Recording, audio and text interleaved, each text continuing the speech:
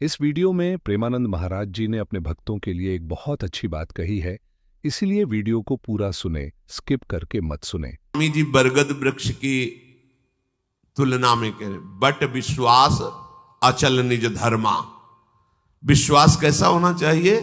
बोले बरगद वृक्ष जैसा। बरगद का जो वृक्ष होता है, बट वृक्ष, उसमें जगह जगह जड़ें निकल पड़ती हैं।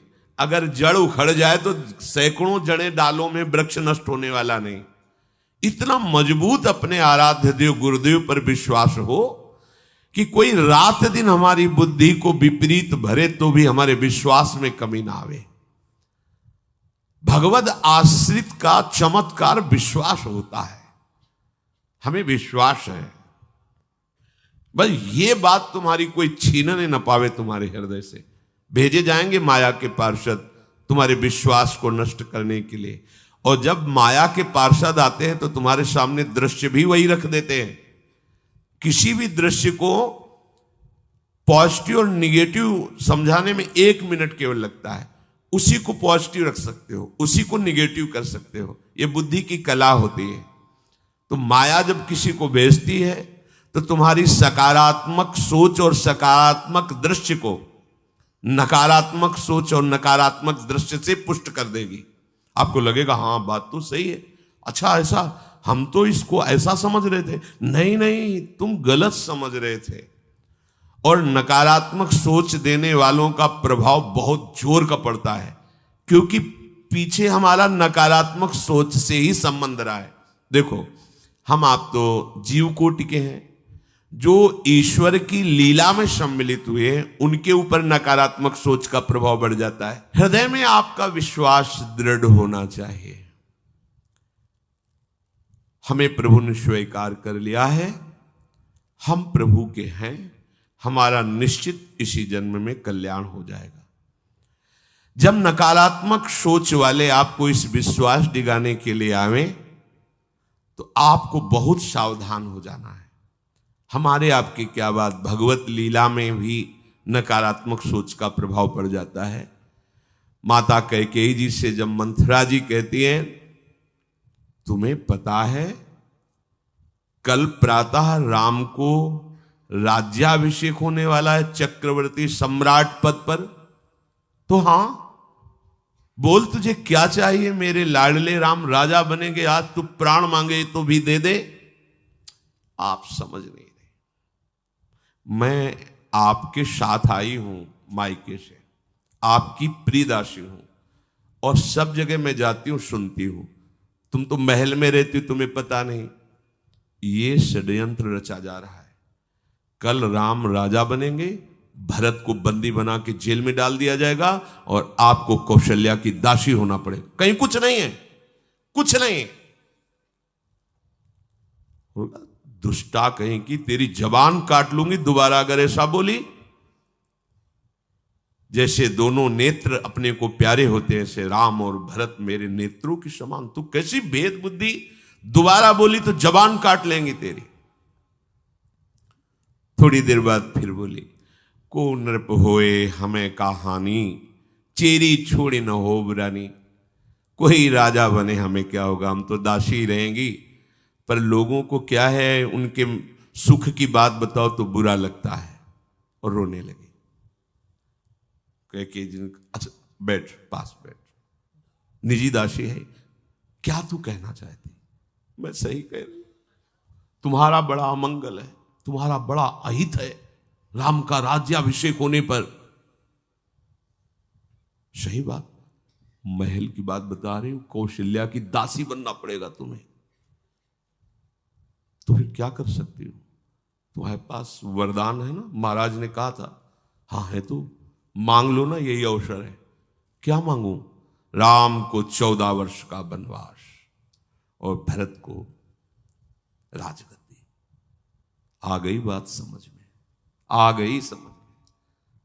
कहां सुबह महामंगल होने वाला था त्रिभुवन का, भगवान राम राजा बनने वाले थे, और कहां सुबह तापस वेश विशेष उदासी, 14 वर्ष राम नंगे पैर भगवान को वनवास।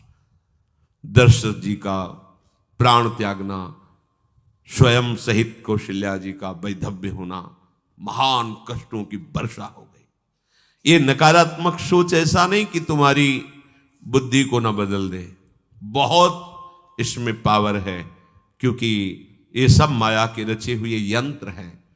इसलिए इस परम धर्म के मार्ग में चलने वाले उपासक का विश्वास दृढ़ होना, नहीं कुछ भी हो जाए प्राण समर्पित कर दिए। अब एक बार प्राण समर्पित है, जो होगा देखा जाएगा। राधा राधा राधा, कदम पीछे नहीं हटाना। निष्ठा विश्वास प्रतिपल हमारा बढ़ता रहे। इस मार्ग के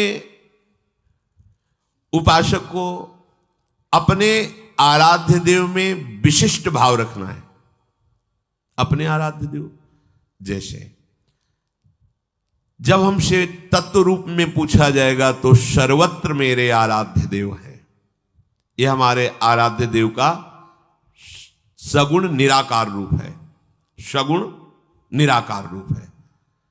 राधा वल्लभ लाल जी ही सबके हृदय में बैठे, सगुण और निराकार, सब जगह व्याप्त है। आकार दूसरे हैं पर वो सब जगह व्याप्त है। लेकिन जब भावरूप से पूछा जाएगा तो निकष कुंज ठाढ़े भय भुजा परस्पर अंश, श्री राधा वल्लभ मुख कमल निरख नैना, प्रिया लाल गलबहियां दिए खड़े। इसी रूप के हम दीवाने, इसी रूप का हम जूठन पाने वाले, इसी रूप की हम परिचर्या करने वाले।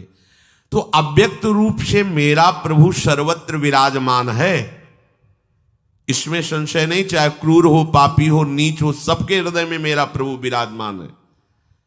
पर जब संगोष्ठी होगी, सेवा होगी, प्रसाद पाएंगे, जयकार करेंगे, तो केवल राधा वल्लभ लाल का नाम जपेंगे तो केवल इनका, कीर्तन करेंगे तो केवल इनका, ध्यान करेंगे तो केवल इनका। अन्य भगवान के रूप, भगवान के नाम, भगवान की बात मंगलमय है, पर मेरी आराधना का स्वरूप अनन्य, मेरे आराध्य रसना कटो। तो अपने आराध्य देव में विशिष्ट भाव, इससे आगे कोई नहीं। ऐसा दृढ़ भाव अपने आराध्य देव से बढ़कर के कभी कहीं भी हमारी श्रद्धा नहीं होनी चाहिए। क्योंकि अगर थोड़ा भी आराध्य देव में लघु भाव हो जाएगा तो आपकी उपासना बाधित हो जाएगी। आराध्य देव में तभी ऐसा विशिष्ट भाव होता है जब गुरु वचनों में रति हो। आराध्य देव के विशिष्ट भाव की प्राप्ति गुरुदेव के वचनों से होती है। गुरु के वचनों में प्रेम और विश्वास होना आराध्य देव में विशिष्ट भाव पैदा करता है। बिना इसके आराध्य देव में विशिष्ट भाव रूपी सिद्धि प्राप्त नहीं होती। गुरु के वचन प्रतीति न जेहि, सपने सुगम न सुख सिद्धि ही। जो गुरु के वचनों में विश्वास नहीं करता उससे स्वप्न में भी न सुख मिलता है, न साधना की सिद्धि होती है। गुरु गदित वचन शिष्य सत्य अति दृढ़ प्रतीति गाढ़ो गयो। गुरु के श्रीमुख से निकले हुए वचन को सत्य मानकर विश्वास पूर्वक, दृढ़ता पूर्वक पकड़ ले तो बस बात बन गई। बड़ा चमत्कार प्रकट हो जाता है। एक बार एक शिष्य जो निरंतर सेवा में गुरु जी की रहते थे, जब ये फसल का समय आता है तो साल भर के लिए अन्न भिक्षा से मांग लाते थे और गुरु की सेवा में रहते। तो भिक्षा मांगने के लिए 10-15 दिन तो लग ही जाते थे। तो कई शिष्यों के साथ वो निकले तो गुरु जी ने कहा, जाओ, एक बात कहनी थी, हमारे हृदय में थी, पर ये तुम विचरण करके आ जाओ, भिक्षावृत्ति करके, फिर हम तुम्हें बताएंगे जो आज्ञा। विचरण करके आए तो आश्रम में भीड़ लगी थी। विमान में गुरुदेव का शरीर पधराया जा चुका था। उन्होंने पूछा क्या हो गया? बोले आपके गुरुजी पधार गए। ऐसा नहीं हो सकता। गुरुदेव ने कहा था कि तुम लौट के आओगे तो तुम्हें हम एक बात अपने हृदय की बताएंगे। ऐसा कैसे हो सकता है? उनको तो पधार गए, विमान पे विराजमान, गए, प्रणाम किया और कहा गुरुदेव आपने कहा था कि आप भिक्षा करके विचरण करके वापस आओगे तो एक बात बताएंगे। तो सरकार आ गए हैं, बात बताओ। चेतना जागृत हुई और विमान से उठकर बैठ गए और कहा बेटा हम यही कहना चाहते थे कि जैसी तुम्हारी अपार श्रद्धा और विश्वास हमारे ऊपर है, ऐसे ही सब संतों पर करो। सब संतों की सेवा हमारा ही स्वरूप मानकर करो, सब संतों के सामने नमन हो, सब संतों पर विश्वास रखो, ये भगवान का स्वरूप है। तो कहा गुरुदेव इसके लिए प्रमाण के लिए आपको कुछ दिन रुकना पड़ेगा। अब हम 1 वर्ष आप जैसी ही संतों की सेवा करेंगे और फिर आप जब कह दोगे कि हाँ ठीक है, फिर आप जैसी इच्छा हो आपको, आप हमें अपने समीप रखो या आप प्रियालाल के समीप जाओ, आप परम स्वतंत्र हैं, पर 1 वर्ष आपको रुकना पड़ेगा इस उपदेश को प्रमाणित करने के लिए। 1 वर्ष और गुरुजी रुके, 1 वर्ष बाद फिर पधारे। ये चमत्कार निष्ठा में प्रकट होता है, गुरु वचन पर प्रतीति। यदि हमारे हृदय में थोड़ा भी गुरु वचनों पर संशय रहेगा तो हमारा भाव प्रभु तक नहीं पहुंच पाएगा। इसीलिए किसी की उपासना में दिव्यता नहीं झलक पाती, क्योंकि गुरु के वचनों में मनमानी वचन मिलाए जाते हैं। जैसा बोला वैसा, तो कह दे हमारी सामर्थ्य नहीं तो गुरु अल्पज्ञ है क्या, अज्ञानी है क्या? वो ऐसा आदेश कर ही नहीं सकते जो आप नहीं कर सकते। और अगर वो आदेश कर दिए, आपकी निष्ठा है, तो आप में वो सामर्थ्य जागृत हो जाएगी। आप करके तो देखो, आप उस पर चल के तो देखो।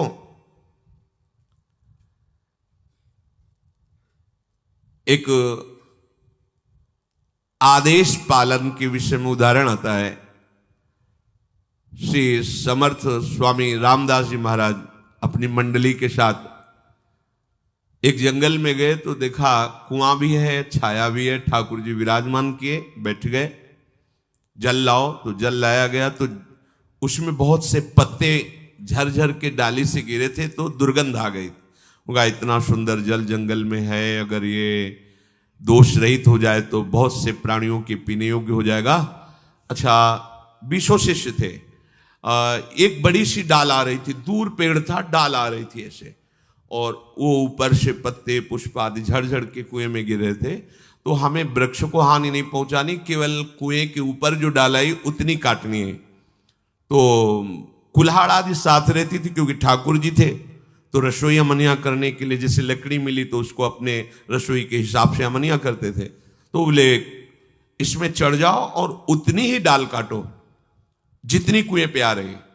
तो उधर से अगर पेड़ की तरफ से काटेंगे तो बहुत लंबी डाल थी, और आदेश सरकार का केवल इतना ही था, उतना ही काटना। इसका मतलब जिधर पत्ते हैं उधर बैठकर उतना ही काटना है। तो वहां वकील महाराज जी जो काटेगा वो तो मर ही जाएगा, कुएं में जाएगा। बोले इससे हमें कोई मतलब नहीं। अंबादास जी नाम के एक संत शिष्य थे, तो उनका भगवान ये सेवा हमारे हृदय में उत्साह हो रहा है करने का। सब शिष्य बैठे हैं, वो उठे, पेड़ में चढ़े, डाल में धीरे धीरे ऐसे करके आए, इधर आए, कुएं के ऊपर वो जो डाल का स्वरूप था उधर पकड़ करके बैठे और काटे। जे ही काटे तो डाल से ही अंदर कुएं में गए। अब हाहाकार मच गया शिष्यों की, प्रभु वो तो डाल कटना था। ऐसे बड़े निरपेक्ष दिखाई दे लगा, ये क्या लीला है, तुम मर जाएंगे।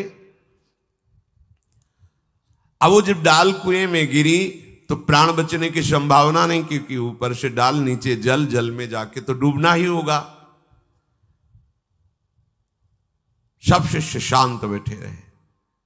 थोड़ी देर में देखा कि श्री राम जय राम, जय जय राम, श्री राम जय, दिव्य तेज कुएं से प्रकट हुआ और भगवत पार्षद उनको ऊपर ला करके, डाल भी बाहर, पत्ते भी बाहर, पानी अमृत जैसा सुगंधित, और वो शिष्य दिव्य तेजों में। तो उनका बड़ी देर लगा दी ऊपर आने में। बोले प्रभु जब नीचे गया तो प्रभु के पार्षद ले गए साकेत धाम और सियाराम जी के चरणों का स्पर्श प्राप्त हुआ, प्रणाम किया, उन्होंने प्रसाद दिया और हमें फिर कहा जाओ अपने गुरु सेवा में लगो। तो प्रभु अब सब शिष्य हाथ मल रहे कि जिनके लिए हम बाबा जी बने वो तो समर्पण, बड़ी से बड़ी कठोर आज्ञा में भी बड़ा रहस्य छुपा हुआ है, बस कोई मान ले तो। सब तरस गए कि सियाराम सियाराम जपते हैं, एक बार भी झांकी नहीं मिली, चरण छू के आ रहे, कहे गुरु आज्ञा में प्राण समर्पण। गुरु वचनों में रति, ये भगवत आश्रय का चमत्कार, अपने आराध्य देव में विशिष्ट भाव।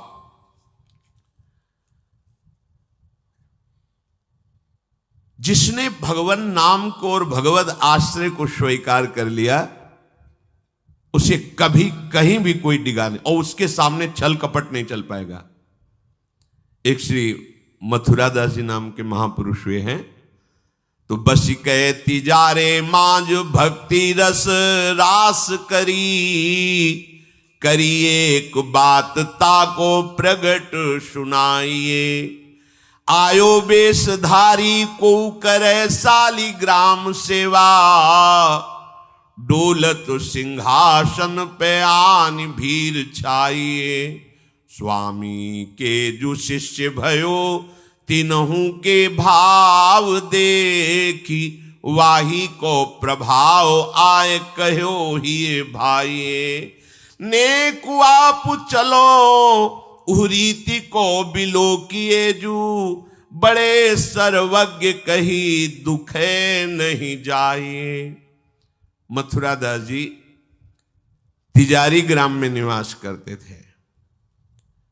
वैसे संतों का जो ग्राम में निवास होता है वो जगत मंगल की भावना से होता है। किसी भी गांव में जहां जो संत वास्तविक भगवत प्रेमी रहते हैं, वहां से भिक्षा लेकर उनको निष्पाप करते हैं, शिक्षा देकर के भगवत प्राप्ति कराते हैं, क्योंकि उनके श्रीमुख से नाम कीर्तन भगवत चर्चा होती ही रहती है। नंद नंदन की अनन्य उपासना करते थे। ये राजस्थान में ग्राम है तिजारे में, वहां वो रहते थे। जो भी समीप आता वो कुछ ही दिनों में ऐसा भक्ति रंग में रंग जाता, कुछ प्रभु के नाम में प्रीति हो जाती, समस्त असद आचरण छोड़ देता। बहुत से शिष्य हो गए, बहुत से अनुयायी हो गए, पर जो वास्तविक भजन नहीं करते हैं, भेष धारण करके संत का ठग वृत्ति रखते हैं, उनका अलग प्रभाव होता है। वो ज्यादा दिन चलता नहीं है। हम कहते हैं नाम घोष से क्या नहीं हो जाएगा, नाटक करने की क्या जरूरत है। अरे हम प्रभु के बहुत बड़े प्रिय दास हैं, तो जो कुछ चाहिए प्रभु अपने आप देंगे। काहे किसी के आगे नाटक करे, छल फैला। किसके आगे? जो बेचारे हैं, ये सब मारे हुए हैं कर्मों के, भोग वासना से जल रहे हैं, और तुम भगवत पार्षद हो करके बात बनी नहीं। तो एक उसी नगर में उनका प्रभाव सुनकर भेषधारी जो बहुत बड़े तांत्रिक थे, मारण आदि का प्रयोग करने में बड़े सफल थे, पर भेष साधु का रखे हुए थे, अपना प्रभाव दिखाने के लिए वहां उस गांव में पहुंचे। पहचानना बड़ा कठिन होता है। साधु और वेशधारी दोनों में पहचान बहुत कठिन होती। जब तक आप साधु नहीं हो तब तक आप साधु को नहीं पहचान सकते हो, क्योंकि जो वेशधारी स्वांग करेगा वो साधु से भी अच्छा करने की चेष्टा करेगा, क्योंकि स्वांग कर रहा है ना, तो बड़े बड़े भ्रमित हो जाते हैं। दर्शन भक्त अनूप, सेवक जी ने लिखा है, पर रूप न शोभित प्रीति बिनु, और प्रभाव उनका ऐसा भरम भटकत भूप, बड़े बड़े राजा भ्रमित होकर उनके शिष्य बन जाते हैं। वेश का ऐसा प्रभाव है। इसीलिए भगवत रसिक जी ने एक पद में लिखा है, भेषधारी हरि के उर शाले, जो वेश केवल बनाया है रुपया पैसा के लिए, भोगों के लिए, हमें तो लगता है नहीं बनाना चाहिए और काम कर लेना चाहिए, क्योंकि इसमें शुद्ध संतों को गालियां पड़ती हैं, शुद्ध भगवत मार्ग के पथिकों का अपराध बनता है, जिससे तुम कुल परंपरागत नष्ट हो जाओगे। जो वेश धारण करके संतों को गालियां दिलाते हैं, कुल परंपरागत नष्ट हो जाएंगे। क्योंकि जैसे आपकी श्रद्धा है किसी संत वेश पर और आपकी श्रद्धा टूटी, गलत आचरण हुआ, तो आप ही कहोगे सब ऐसे संत होते हैं, ऐसी गालियां दोगे, ऐसा अपराध करोगे, उसका मूल कारण वो बना वेशधारी, इसलिए उसका सर्वनाश होगा। तुम्हारा तो पतन हो ही गया, उसका सर्वनाश हो जाएगा। भगवत ऋषि जी ने जहां भगवत महिमा, संतों की महिमा लिखी है, वहां एक दो पद ये भी लिखे हैं कि वेशधारी हरि के उर शाले, वेश जो केवल कपट वेश बनाए हैं वो भगवान के हृदय में बड़ा दुख पैदा करते हैं, क्योंकि दासत्व तो भगवान का ही लिए है ना। बोले ये लोग दंभी लोभी कपटी नट से शिष्णोदर को पाले। शिष्ण कहते हैं जनेन्द्री को, उदर कहते हैं रसेंद्री को। उदर का संबंध रसेंद्री से, मतलब रसेंद्री के स्वाद से पेट भरते हैं और जनेन्द्री भोग के लिए लालायित रहते हैं, पर ये भेष धरे होते हैं भगवान के दासत्व का, साधुता का। बोले गुरु बने घर घर में डोले, नाम धनी का बेचें, परमारथ सपने नहीं जाने, पैसा नहीं को खींचे। कंठी जेबे में रहती है, घर घर में जाकर के कंठी बांधना, रुपए लेना, फसाओ फसाना, परमार्थ खुद नहीं पता, स्वप्न में नहीं जानते कि परमार्थ किसे कहते हैं, परमार्थ का ककारा नहीं आता, और लाखों कंठिया बांध के अगर एक एक देगा तो 1 लाख तो हो ही गए ना, बढ़िया है। हमने तो आज तक ऐसे साधु कभी एक नहीं देखे जो साधु रहे वैसे उधौर दे ऐसे देखा है, ऐसे करते नहीं। पैसे देने वाले का आदर कभी साधु के यहां नहीं होता। अगर आदर हो रहा है तो साधुता में कच्चाई है। धनी अभिमानी पदाधिकारी पैसों वालों का आदर साधु के यहां नहीं होता। अगर होता है तो कच्चाई है, सच्चाई नहीं है। सच्चाई होगी तो जान रहा है कि जिसके द्वारा भेजा गया है हम उसको देख रहे हैं। तेरे को क्या दे, तेरे को लग रहा है तो हमने एक बार कसम खवाई थी, 3 बार कहा था तुम्हें तुम्हारे आराध्य देव की कसम है, अगर ऐसा लगता हो कि यहां तुमसे पोषण होता कभी मत देना, क्योंकि हमें पता है हमारा भरण पोषण हमारे गुरु से होता है, आचार्य से होता है, इष्ट से होता है। जिसने सृष्टि बनाई वो तुमसे सहयोग नहीं लिया है, अकेले बना लिए। तो हमारा भरण पोषण करने के लिए तुम्हारे जैसे को निमित्त बनाने की जरूरत नहीं है। वो तो तुम्हारे सौभाग्य उदय करने इसलिए निमित्त बना दिया। नहीं वो ऐसे भी जो स्वर्ण का पहाड़ है 4 लाख योजन का, कितने सुनार लगे उसको बनाने में है? अरे वो एक क्षण में सब कर तुम अकर तुम अन्यथा कर तुम। इसके लिए खोए रतन फिरत जे घर घर कौन काज ऐसे जिए, हरिवंश चंद्र महाराज कह रहे। इसके लिए भटकना पड़े कि कोई मुझे धन दे दे, कोई मेरा चेला बन जाए तो मुझे भोग सामग्री समर्पित करे, तो इसका मतलब अभी परमार्थ का पता नहीं है। और कबहू को वक्ता होए बनी बैठे, कथा भागवत गावे, अर्थ अनर कछु ले भाषे, पैसल ही को धावे। श्लोक क्या कह रहा है, उसका भावार्थ क्या है, उसका रहस्यार्थ क्या है, अनुभव कुछ नहीं है। बस कबहू कवे हरि मंदिर में सेवाएं करे निरंतर बासा, भाव भगत को भेद न जाने पैसन ही की आशा।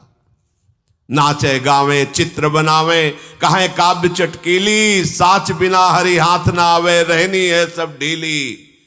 बिन विवेक वैराग भक्ति बिन सत्य नये को मानो, भगवत विमुख कपट चतुराई सो पाखंड ही जानो। वेशधारी हरि के उसको सहन नहीं हुआ।